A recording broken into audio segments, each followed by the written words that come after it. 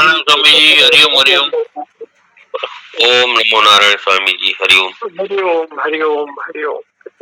जय श्री कृष्ण जी हरिओम।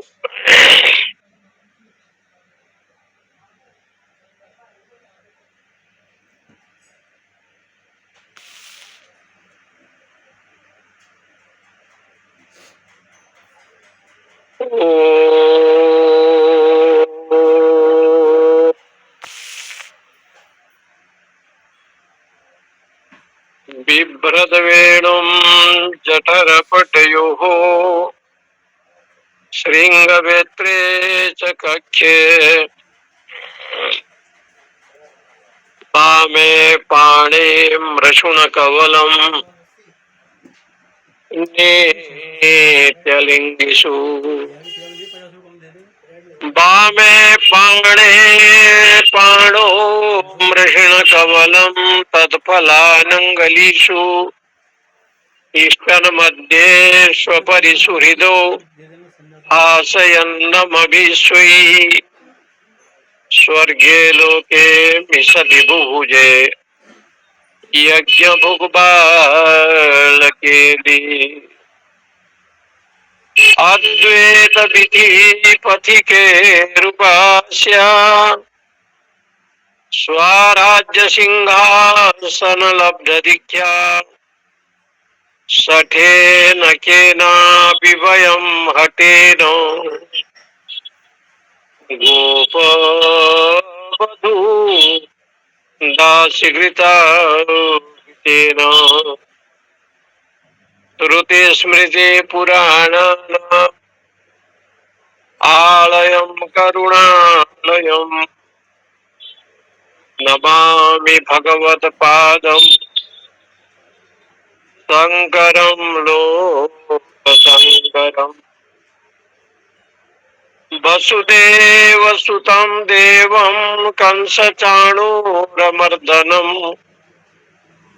देवकी परमानन्दम् कृष्णं वन्दे ओम शांति शांति शांति। श्री राम जय राम जय जय राम।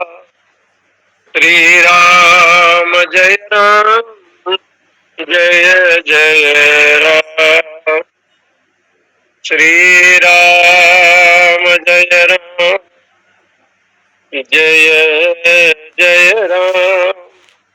श्री राम जय राम जय जय राम। श्री राम जय राम जय जय राम। श्री राम जय राम जय जय राम। श्री राम जय राम जय जय राम। श्री राम जय राम जय जय राम। श्री राम जय राम जय जय राम। श्री राम जय राम जय जय राम। भगवद गुण गरिमा ग्रंथनम ग्रंथ श्रवणम भक्ति साधनम। भक्ति रसायन ग्रंथ जिनके रचयिता सर्वतंत्र स्वतंत्र श्री मधुसूदन सरस्वती जी महाराज हैं। भगवान का दर्शन जब इनको हुआ और भगवान श्री कृष्ण के दर्शन के बाद जो भक्ति का जो विषय है ये तो पहले बहुत बड़े अद्वैत वेदांती थे, परंतु जब कृष्ण रसामृत का रसास्वादन हुआ तो भक्ति और ज्ञान उसको भिन्न भिन्न नहीं मानते हैं। ज्ञान भक्ति नहीं कछु भेदा, गावहीं बुध पुराण बुध वेदा। भक्ति और ज्ञान में दोनों अलग अलग है, ये नियम नहीं है, दोनों भिन्न नहीं है।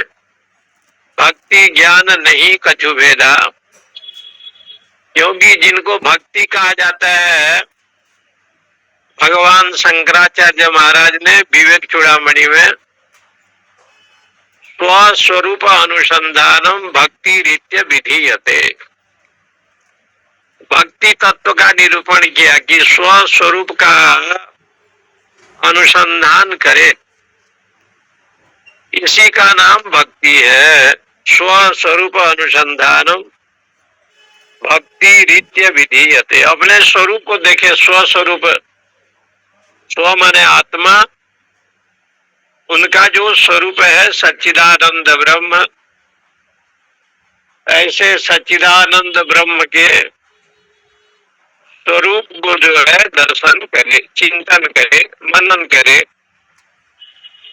इसे कहते हैं कि भगवत विषय, भगवान के जो विषय है, चित्त का द्रवीभूत जब हो जाए।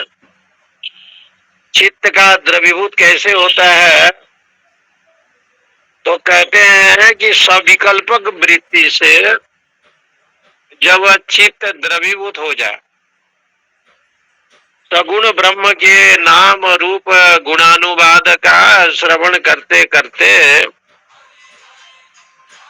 जब चित्त सविकल्पक वृत्ति से अंतःकरण में माने मन में भगवता आकार वृत्ति जब उसके जीवन में हो जाए, जैसे कि किसी को पीलिया रोग हुआ है, पीलिया रोग, तो उसको सब पीला ही दिखाई पड़ता है, ये रोग की विषय है।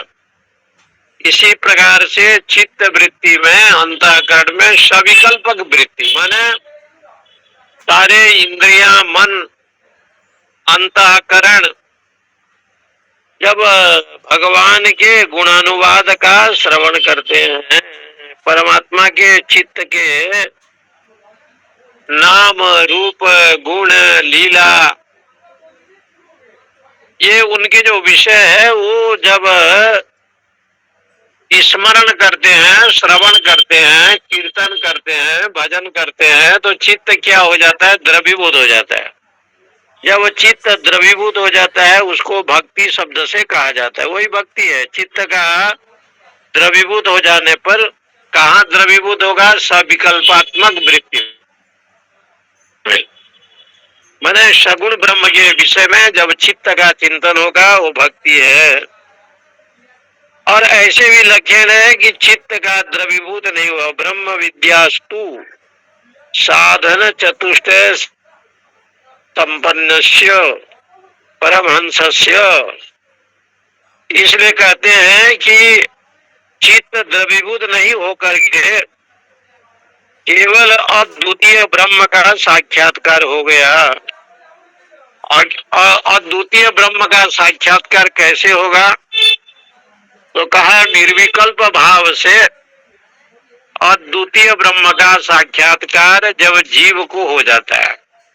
चित्त द्रवीभूत नहीं हुआ है, सीधे आप बहुना जन्मना मनते ज्ञानवान माम प्रपद्यते वासुदेव सर्वमिति स महात्मा सुदुर्लभ। अनेक जन्म जन्मांतर के साधना करते आए हैं, इसलिए भगवान की कृपा से आज मनुष्य जीवन मिला है, भारतवर्ष में जन्म हुआ है। विशेष करके भगवान की कथा, सत्संग, भजन, स्वाध्याय, ये जो परम सात्विक है इनको सुनने का सौभाग्य मिलता है। तो कहा कि ब्रह्म विद्यायास्तु निर्विकल्प मनोवृत्ति जब हो जाता है आत्म साक्षात्कार में, निर्विकल्प, कोई कामना नहीं होता। सब विकल्प कहते हैं कामना को, निर्विकल्प कहते हैं कोई कामना नहीं है, कामना से रहित। ऐसा जो वृत्ति है निर्विकल्प, उस मनोवृत्ति को ब्रह्म विद्या कहते हैं। उसका नाम है ब्रह्म विद्या, माने उपनिषद विद्या।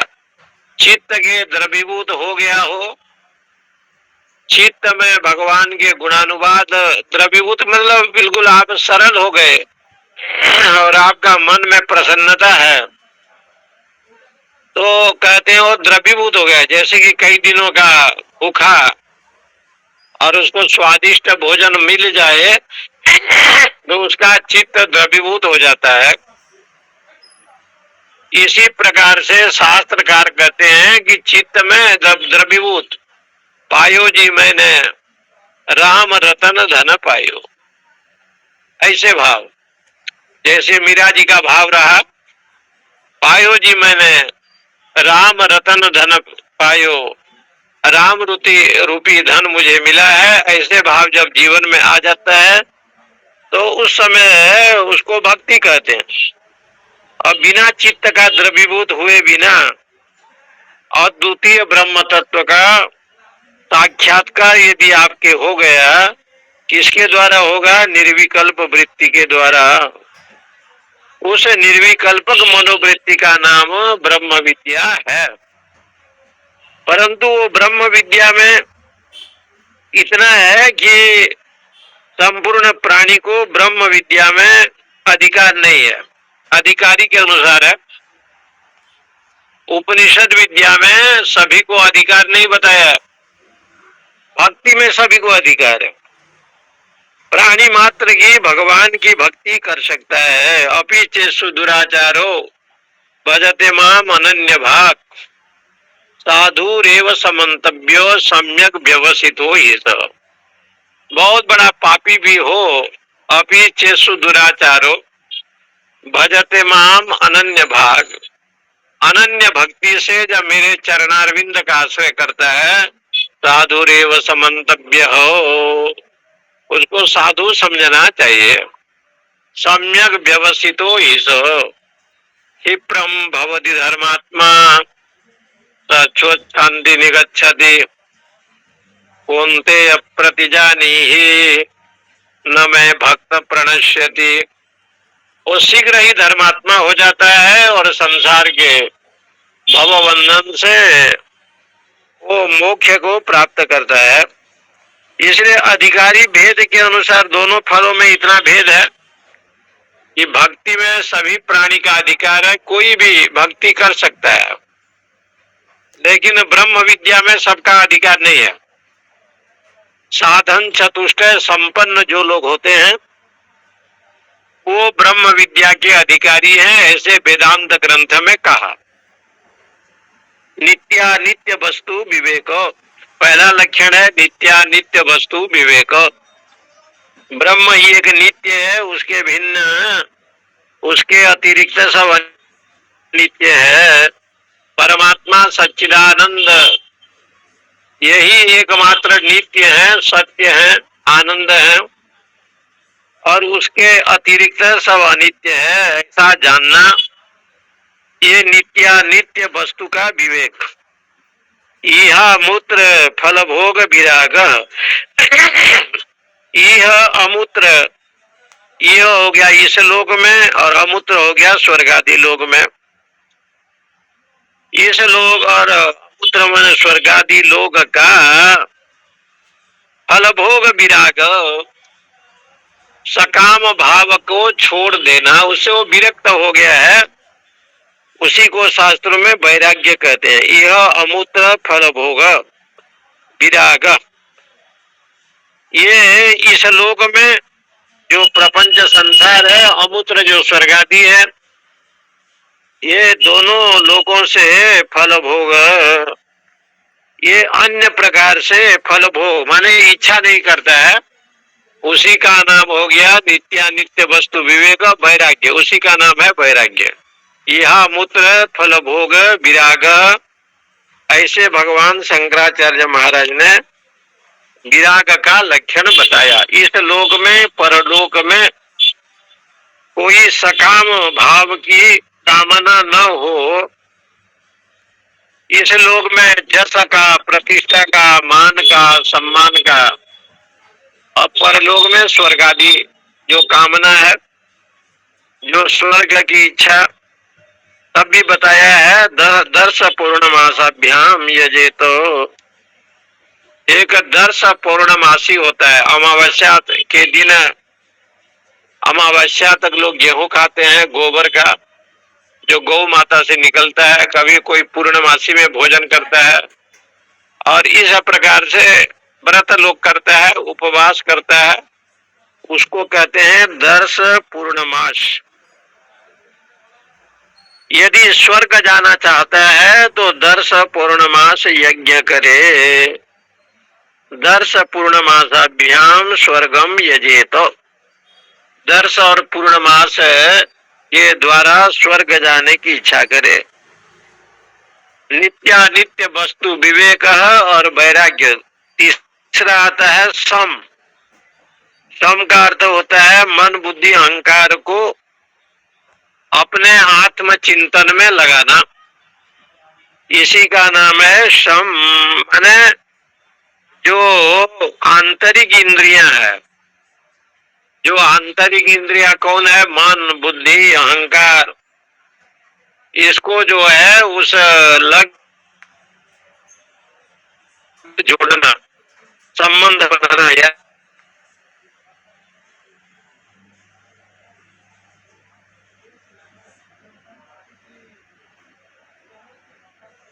फिर आता है दम। 5 ज्ञानेन्द्रिय 5 कर्मेंद्रिय, इसको कहते हैं बहिर इंद्रियां, बाहर जाने वाली जो इंद्रियां, इनको अंतर्मुखी वृत्ति बनाना, इसका नाम हो गया दम। सम दम। तितिक्षा, सहन करना, सुख दुखे समय कृत्वा लाभा लाभो जया जयो ततो युद्धाय युजस्व नैवं पापम अवाप्स्यसि। सुख दुख में समदृष्टि भाव, लाभ और अलाभ में समदृष्टि भाव, ऐसे भाव बनाना पड़ता है। तो कहा कि ऐसे भाव जो रखते हैं उसको कहते हैं तितिक्षा। सम दम तितिक्षा। फिर आता है समाधान। समाधान का मतलब होता है कि संसार में रह करके अनासक्त भाव से रहना, माने निरअभिमान जो भाव है, इसको कहते हैं समाधान। निरअभिमान भाव, समाधान। कोई शंका हुआ, उसका समाधान आपने कर लिया। कोई मन में शंका हो गया, मैं ब्राह्मण हूं कि क्षत्रिय हूं कि वैश्य हूं शूद्र हूं, ये शंका बना। समाधान क्या हुआ? चिदानंद रूप शिवोहम शिवोहम, ये हो गया समाधान।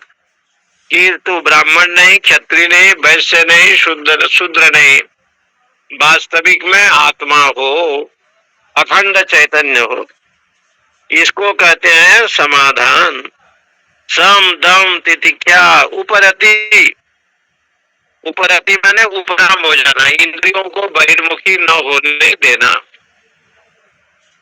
और श्रद्धा, गुरु गोविंद में विश्वास करना, गुरुवाणी में वेदांत वाक्यों पर विश्वास करना, इसी का नाम हो गया श्रद्धा। इसको कहते हैं षट संपत्ति। षट संपत्ति से जो युक्त है वो ब्रह्म विद्या के अधिकारी माना गया है। तब उसको उस कुर्सी में जब बैठेगा, षट संपत्ति के कुर्सी में, तो ब्रह्म सत्यम जगत मिथ्या जीवो ब्रह्मेव नापरः श्लोकार्धेन प्रवक्ष्यामि यदुक्तम ग्रंथ कोटिव्यो दिखाई पड़ेगा।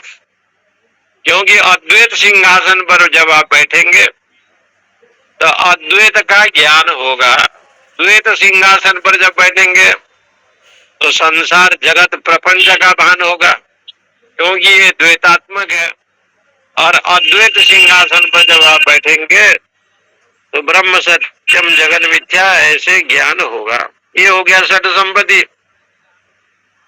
और मोक्ष, मोक्ष का मतलब होगा अविद्या की निवृत्ति। अविद्या की निवृत्ति, इसको मोक्ष कहा गया है। मुमुक्षता, सम दम नित्य उपरति श्रद्धा समाधान मुमुक्षता।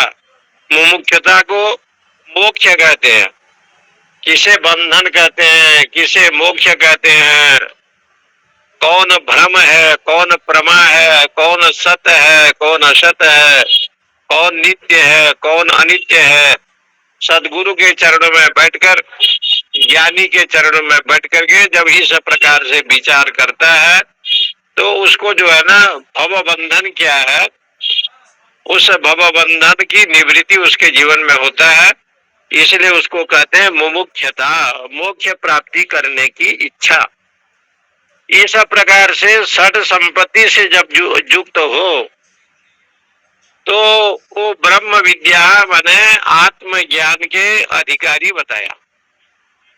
परंतु भक्ति तत्व में ये नहीं है। भक्ति में तो श्रद्धा हो, गुरु के प्रति एक निष्ठ भाव हो। हमारे सदगुरु ने जो कहा वो वास्तविक में सत्य है। गुरु में एक निष्ठ भाव हो और श्रद्धा हो तो भक्ति का जो है विषय, ब्रह्म विद्या और भक्ति में इतना अंतर है। ब्रह्म विद्या में अधिकारी भेद बताया है और भक्ति तत्व में श्रद्धा से जब युक्त होता है तो भक्ति की प्राप्ति होती है। इसलिए त्यक्त्वा स्वधर्म चरणम भुजम हरि भजनम ओयम स्वे पतिते ततो यदि यत्र यत्र वा। इसलिए त्यक्त्वा स्वधर्म चरणम भुजम, भगवान के चरणारविंद का आश्रय करते हुए साधक सब कुछ छोड़ देता है, सबके ममता त्याग बटोरी। इसलिए बार बार ये चिंतन किया गया है, व्याधस्य चरणम ध्रुवस्य च भयो विद्या गजेंद्रस्य का उपजाया किमु नाम रूपम अधिकम सुदाम्नो किम तद्धनम। एक बहुत सुंदर श्लोक आता है, कुब्जायाम किमु नाम रूपम अधिकम। उपजा कोई बहुत दिव्य सुंदरी नहीं थी, प्रसन्न गुप्तम धनम। विदुर कोई श्रेष्ठ जाति नहीं थे। विदुर के विषय में कहा जाता है कि वो उच्च जाति के नहीं थे, परंतु भगवान वहीं जाकर के भोजन प्रसाद ग्रहण किया, वहां जाकर के निवास किया। विदुरस्य कहा जाते उग्रसेनस्य किम पौरुषम, और उग्रसेन का कोई पौरुष नहीं था। किम नाम सुदामा तद्धनम, सुदामा के पास कोई धन नहीं था, वो तो बहुत धनी भी नहीं थे। उनके जीवन में हमेशा गरीबी का निवास हुआ और गरीबी जीवन व्यतीत किया। किम सुदाम्नो धनम व्याधस्य चरणम ध्रुवस्य जबयो, ध्रुव का कोई ज्यादा आयु नहीं था। 6 साल की उम्र में ध्रुव जी ने भगवान का दर्शन किया। उपजाया किमु नाम रूपम अधिकम प्रसन्न गुप्तम धनम उग्रसेनस्य किम पौरुषम। उग्रसेन कोई महावीर नहीं थे, कंस ने उनको जेल में डाल दिया था। इसलिए भक्ति तुष्यति न च केवलम प्रियो भक्ति प्रियो हि माधव।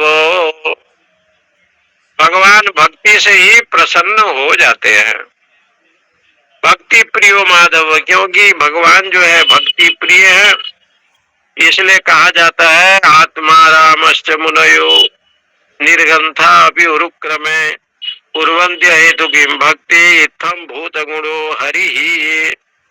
जो आत्मा में रमण करते हैं ऐसे जो मुनि निर्गंथा, जिनके जीवन में कोई गांठ नहीं है, अपि उरुक्रमे, भगवान के चरणारविंद में, उरुक्रम कहते हैं भगवान विष्णु को, उनके चरणारविंद में तब भी जो है ना मन लगाते हैं।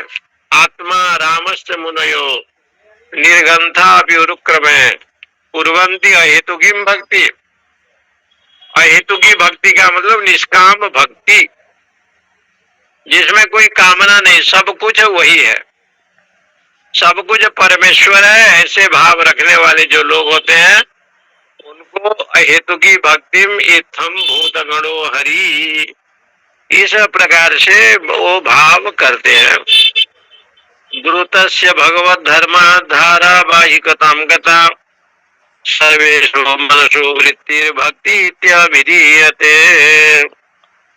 ये भक्ति का क्या अर्थ है? तो द्रुतस्य भगवत धर्म, भगवत धर्म में चित्त वृत्ति को लगाना, यानी भगवत के भक्ति के विषय में अपना मन को एकनिष्ठ करना। द्रुतस्य भगवत धर्मात् धारावाहिकतां गता, तैल धारावत, धारावाहिकतां का मतलब हो गया तैल धारावत।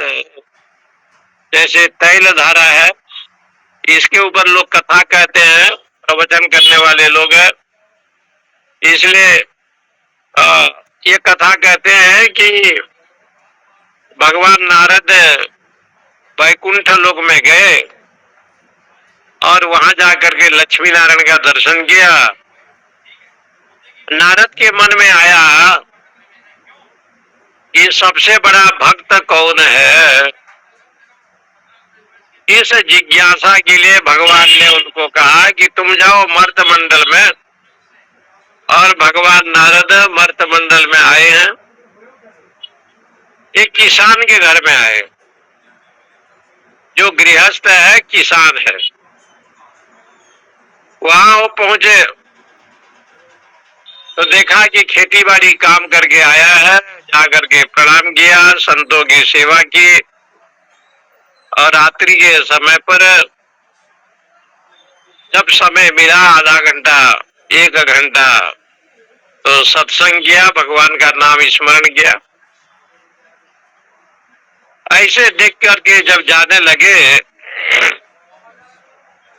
तो उसी समय उनके मन में पुनः शंका हो गई कि भगवान ने इनको ही बड़ा भक्त माना। भगवान के पास गए, भगवान ने कहा इस गांव में जाओ, मैं तुम्हें एक कटोरी में तेल देता हूं,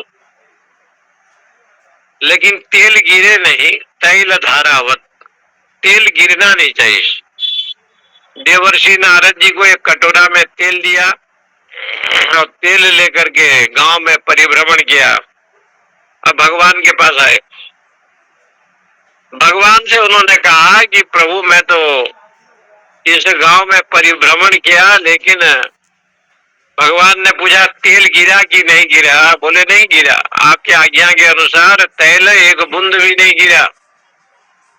तब भगवान ने पूछा कि गांव में बड़े लोग कितने हैं, कौन वहाँ किसान है? गांव के विषय में जब पूछा तो देवर्षि नारद जी ने कहा मुझे इस बात का ज्ञान नहीं था, मैं तो आपके इस कथन के अनुसार तेल न गिरना चाहिए यही सोच करके गया और गांव में घूम करके आया, अन्य मुझे कोई ज्ञान नहीं है। तब भगवान ने समझाया कि नारद तुम थोड़े तेल लेकर के गए और किसी को देखा नहीं, और एक गृहस्थ है जो संसार का काम करता है, पुत्र परिवार खेती बाड़ी बंधु बांधव सारे संभालता है, सारे को देखता है और मेरा चिंतन करता है, तो इससे बड़ा तो गृहस्थ हुआ। क्योंकि इतना कार्य में व्यस्त होने पर भी मुझे भूलता नहीं है। मुझे काम ईश्वर से जगत रूठे तो रूठन दे, क्योंकि मुझे चरणारविंद में आश्रय लेकर के अपना जो नित्य कर्म है वो करता है। तुम्हें मैं एक तेल दिया और तुम कटोरी में लेकर के गए, परंतु तुम्हारा मन जैसे तैल धारा में लगा रहा, एक बूंद गिरने नहीं दिया। इसी प्रकार से चित्त वृत्ति जब मेरे चरणारविंद में इतना अनन्य भाव से जब लगता है तो उस भाव को कहते हैं द्रुतस्य भगवत धर्मात् धारावाहिकताम गतो। ऐसे जो भगवत धर्म है, भगवत गति है, सर्वेश्य मनुष्य वृत्ति भक्ति इत्य विधीयते। इस प्रकार मन में जो है ना ऐसे वृत्ति बनावे। इसलिए आज भी सिद्धांत है, लोग माला जपते क्यों है, नाम स्मरण करते क्यों है, हरि संकीर्तन करते क्यों है, अखंड जप क्यों करते हैं, सुंदर कांड का पाठ क्यों कराते हैं। यही कारण है कि प्रभु के चरणारविंद में नित्य निरंतर। कल काशी जी में एक जगह पर एक कार्यक्रम था तो बुलाए थे, तो हम भी गए थे। कल भगवान दत्त जयंती था, ये ध्यान अपन को भी नहीं था कि दत्त जयंती है। कल दत्त जयंती था तो एक कार्यक्रम में जाने का अवसर मिला और दत्तात्रेय भगवान की जयंती, दत्त जी को कैसे जन्म हुआ और किस प्रकार से निर्गुण ब्रह्म में उनकी चित्त वृत्ति लगी, तो शास्त्रों में ये सब वर्णन आता है कि द्रुतस्य भगवत धर्मात् धारावाहिकताम गता। जब अपने भगवत धर्म में और भगवान के गुण में, भगवान के चरित्र में तैल धारावत के समान अविचल भाव से जब मन लग जाता है, उसको शास्त्रों में भक्ति कहते हैं। मद गुण श्रुति मात्रेण मयि सर्व गुहाशय मनोगतिरविच्छिन्ना यथा गंगाम भसो बुधो। मद गुण श्रुति मात्रेण, मेरी महिमा को श्रवण करता है कान में। मयि सर्व गुहाशय, कर्ण रंध्र से यदि श्रवण करता है तो क्या समझता है, क्या जानता है? बोले सर्व गुहाशय, संपूर्ण हृदय में मैं छिपा हूं, संपूर्ण हृदय में मैं व्यापक। ऐसे भाव हृदय देशे अर्जुन तिष्ठति, हृदय रूपी देश में परमात्मा निवास करता है। इस प्रकार के भाव उसके जीवन में आता है। मनोगतिर अविच्छिन्ना, इस प्रकार से मन में नित्य निरंतर अविच्छिन्ना, बिना रुके, यथा गंगाम भसो बुधो, जैसे गंगा समुद्र में मिलती है और चलती रहती है, और जाकर के जो है गंगा जी समुद्र में मिलती है, अपने लक्ष्य को पूरा करती है। कुरुते गंगा सागर गमनम व्रत परिपालनम अथवा दानम ज्ञान विहीनम जन्म सतेन मुक्तिर्न लभति मूढ़ जनेन भज गोविंदम भज गोविंदम गोविंदम भज मूढ़ मते। आचार्य शंकर जी ने बड़े अद्भुत भाव से लिखा, कुरुते गंगा सागर गमनम, गंगा सागर में जाकर के स्नान किया। व्रत परिपालनम अथवा दान, व्रत भी किया, दान भी किया, लेकिन ज्ञान विहीनम जन्म सतेन, यदि ज्ञान नहीं हुआ, विवेक वैराग्य संपन्न नहीं हुआ तो जन्म सतेन, 100 जन्म तक भी उसको मुक्ति प्राप्त नहीं हो सकता। मुक्तिर्न लभति जन्म सतेन, मोक्ष की प्राप्ति होना असंभव है। बहुत सुंदर भाव दिया। चित्त द्रव्यम भी जंतुवत स्वभावात् कठिनात्मकम तावके विषय भोगे द्रव्यत्वम प्रतिपद्यते। ये चित्त द्रवीभूत होना ये भी बड़ा, या कहते हैं बड़ा कठिन है, क्योंकि हृदय में चित्त का द्रवीभूत होना ये बड़ा कठिन इसलिए है। जतुवत, चित द्रव्यम ही जतुवत, जतु कहते हैं लाख्या को। जो लाख्या गृह पांडवों के लिए बनाया था पुरोचन पंडा, जहाँ 5 पांडव रहे, ऐसे जो जतुगृह है, ये लाख्या, जो ये लाख्या होता है ना, ये बड़ा कठोर होता है, लेकिन स्वभावात कठिनात्मकम, बहुत कठिन है। तावके विषय योगे, तो ये विषय रूपी जो भोग है ना, ये भी छोड़ना, विषय भोग को नाश करना, ये भी अत्यंत काठिन्य बताया। बिना विवेक वैराग्य से, बिना सत्संग भजन से चित्त वृत्ति वैराग्य से युक्त यदि नहीं होगा, तो विषय को जो है ना, वो छोड़ नहीं सकता। विषया विनिवर्तन्ते निराहारस्य देहिनः रसोवर्जम रसो अपि अस्य परम दृष्ट्वा निवर्तते। तो इसलिए रसो दृष्ट्वा निवर्तते, विषया विनिवर्तन्ते, विषय को छोड़ सकता है। निराहारस्य देहिनः रसवर्जम, रस को भी छोड़ सकता है, लेकिन रसो अपि अस्य दृष्ट्वा, इसलिए रस को देख करके अस्य दृष्ट, अस्य साधकस्य, यह साधक उसको छोड़ सकता है, लेकिन विषया विनिवर्तन्ते निराहारस्य देहिनः रसो वर्जम रसो अपि अस्य दृष्ट्वा परम दृष्ट्वा निवर्तते। जब तक परमात्मा की प्राप्ति नहीं होता, तब तक उसकी निवृत्ति होना अत्यंत कठिन है।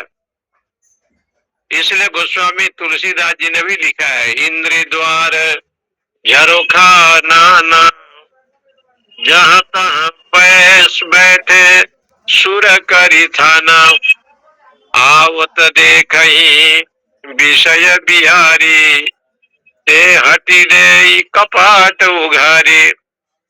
बड़े अद्भुत भाव से गोस्वामी जी ने विषयों का वर्णन किया। तो यहाँ पर भी काम क्रोध भय स्नेह हर्ष शोकादय दय तावत्कारी तत्यजतु तच्छन्तो कठिनस्तु तत्। ये काम क्रोध लोभ मोह हर्ष शोक दया, ये जितने हैं, जब तक भगवान के शरणागति में न जाए, तब तक जो है ये लोग अपना अधिकार जमाते रहते हैं। इनका बहिर्मुखी होना सरल है, इसलिए कहते हैं द्रवे चित्ते।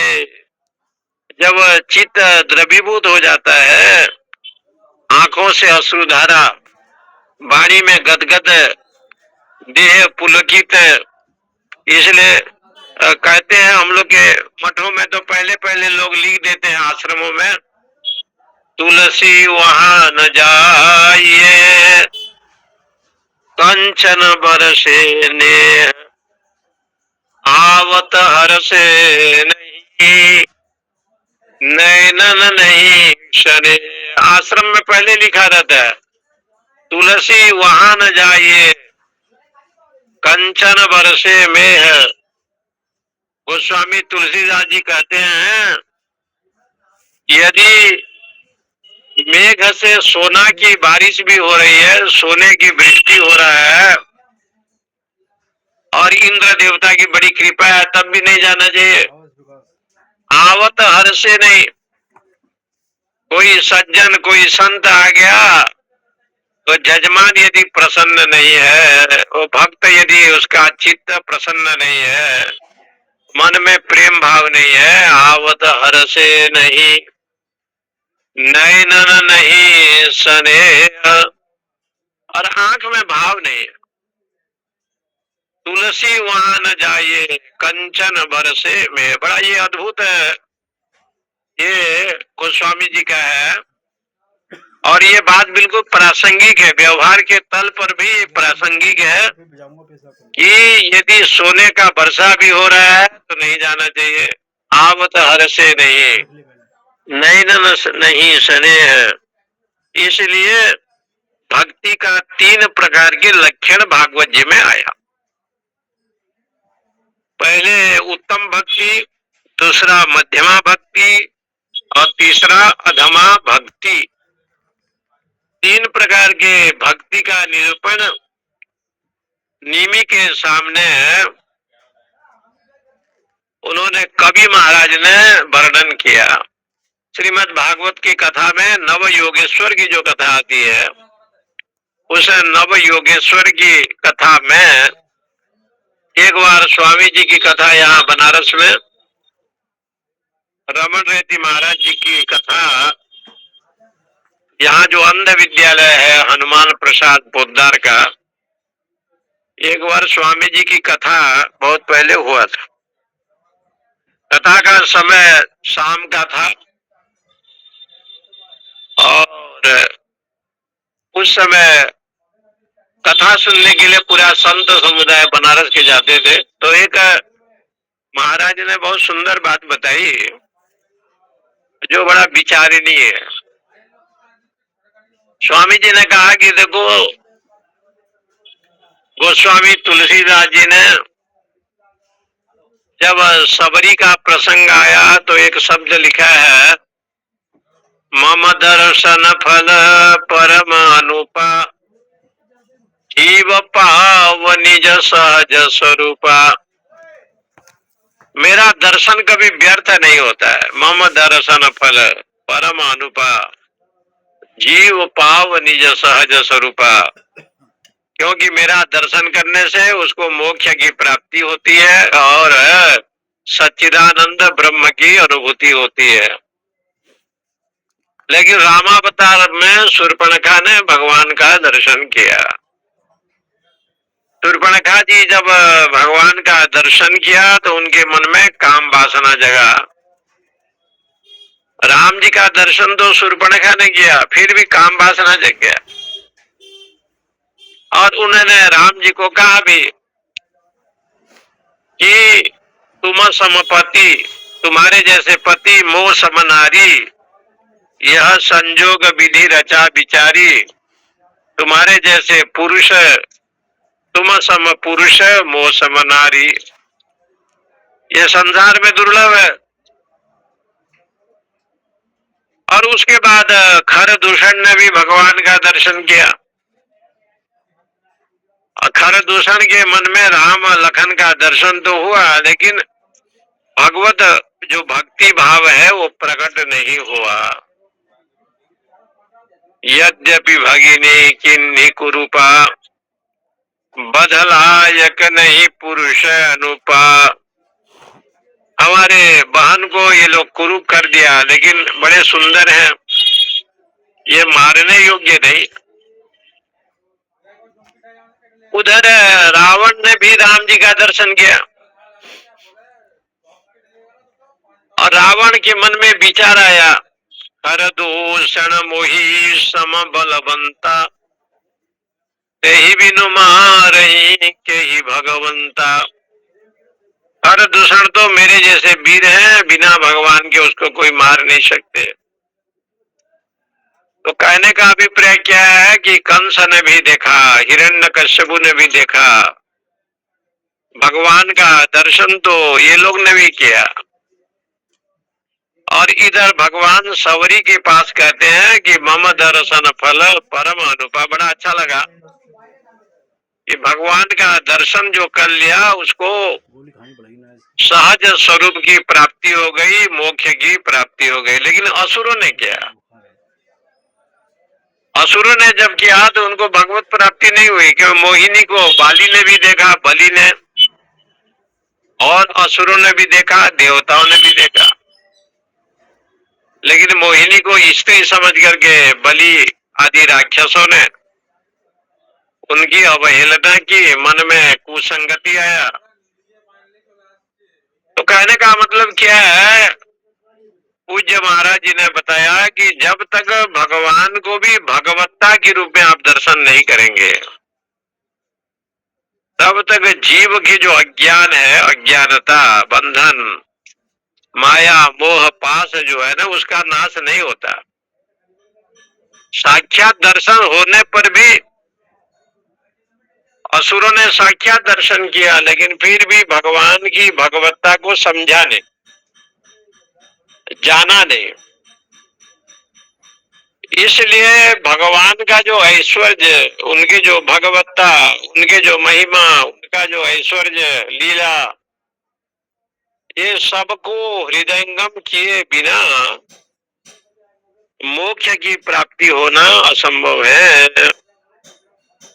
इसलिए कहते हैं कि भक्त तीन प्रकार का है। पहला भक्त बताया, सर्वभूतेषु यः पश्येत् भगवत भावमात्मनः भूतानि भगवती आत्मनि एष भागवतोत्तम। नव योगेश्वर में पहले ऋषि कवि, हरि, अंतरिक्ष, द्राविड, द्रुमिल, ये जितने नव योगेश्वर हुए, सारे नव योगेश्वरों ने एक एक करके निमि राजा जी को ज्ञान का उपदेश किया। और नव योगेश्वरों ने जो कथा कही भागवत जी में, उसका ये उदाहरण है कि सर्वभूतेषु यः पश्येत्, संपूर्ण भूतों में एकमात्र ही ब्रह्म का दर्शन करता है, परमेश्वर का दर्शन करता है, इष्ट का दर्शन करता है, भगवत भाव महात्मन। और भगवान के भाव, उनके जो लीला, उनके जो गुण, उनके जो नाम, उनके जो रूप, उस भाव में युक्त होकर के भूतानि भगवत आत्मनि, संपूर्ण प्राणी में वो व्यापक है। इस प्रकार से जो साधक के मन में भाव आया, ये सब भागवतोत्तम, उसको भागवत श्रेष्ठ कहा गया है। वो भागवत में उत्तम है। जितने भी भागवत हैं, भागवत कहने का मतलब है कि भगवान के जो भक्त हैं, जैसे भीष्म है, प्रहलाद है, नारद है, पराशर है, पुंडरीक है, अम्बरीश है, इधर राजा रंती देव है, पृथु महाराज जी हैं। ये सब भागवतोत्तम है, भागवत में श्रेष्ठ है। मुचुकुंद को भी लिया गया, अम्बरीश को भी लिया गया। इसलिए 12 प्रकार के जो लोग हैं, उनको भागवतोत्तम कहा गया। परम भागवतम नमामि यह स्वानुभावमखिलम श्रुतिसारमेकम अध्यात्म दीपमति तितिर्षिताम तमुंधम संसारिणाम करुणाय पुराण गुह्यम तम व्यास सुनुमुपयामि गुरुम मुनीनाम। यह स्वानुभावमखिलम, अपने ब्रह्म अनुभूति से जो परिपूर्ण है, श्रुति सारमेकम, वेदांत जन्य उपनिषद को जो वर्णन करते हैं, अध्यात्म दीपम, अध्यात्म रूपी दीपक को जो जलाता है, मति तितिर्षिदांत मुंधं, इस मति में, इस बुद्धि में जो घोर अंधकार भरा है, अध्यात्म रूपी दीपक के द्वारा जो प्रकाशित करता है, अंधकार का नाश करता है। ऐसे जो वेद व्यास के पुत्र भगवान शुकदेव, उनको हम प्रणाम करते हैं। संसारिणाम करुणाय, संसारियों को कृपा करने के लिए, माया मोह कीचड़ में फंसे हुए लोगों को मोक्ष प्राप्ति कराने के लिए करुणा करके जिन्होंने अपने जीवन में व्यास सुनुम नमामि, सुखदेव के रूप में अवतार दिया। बड़ा अच्छा श्लोक है। अध्यात्म दीपमति तितिर्षिताम तमोंधम संसारिणां करुणाय पुराण गुह्यम तम व्यास सुनुमुपयामि। ऐसे व्यास के पुत्र भगवान सुखदेव जी को नतास्म हम सब लोग प्रणाम करते हैं। इसका मतलब ये हो गया कि परम भागवत शास्त्रों में विभीषण को भी कहा, श्री हनुमान जी को भी लिया है, प्रहलाद जी को कहा है। इसके ऊपर एक श्लोक है, भीष्म प्रहलाद नारद, ऐसे करके एक श्लोक है और उसमें अंतिम में लिखा है परम भागवतम नमामि। 12 लोग को परम भागवत बताया और उसमें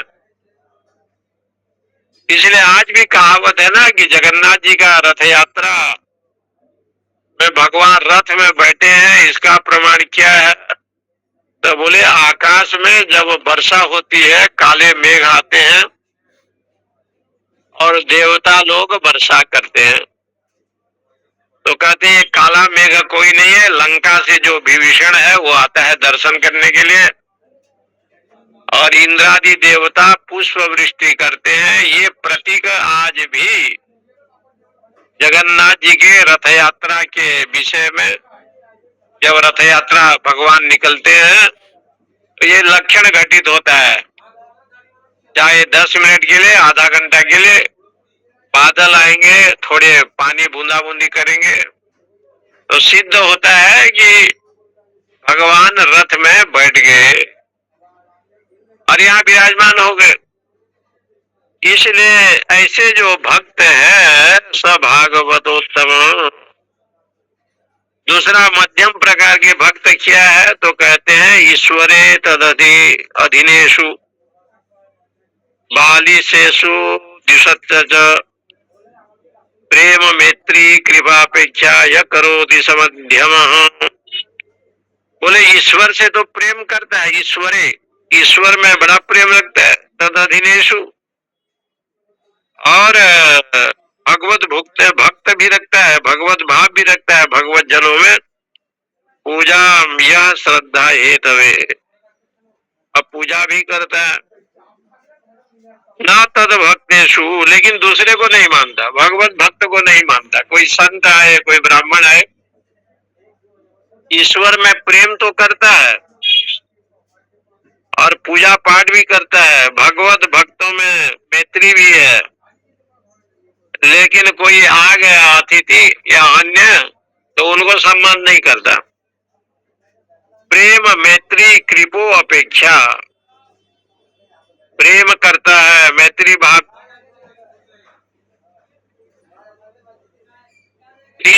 मध्यम, ऐसा जो भाव रखता है वो मध्यम कोटि के भक्त है। मोते अधिक राम कर दासा, ऐसे लिखा, राम ते अधिक राम कर दासा। राम से भी बड़ा कोई है तो उनके भक्त है।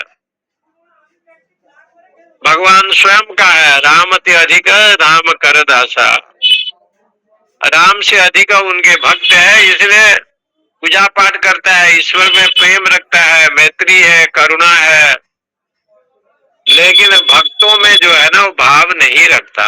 इसको कहते हैं मध्यम श्रेणी के भक्त।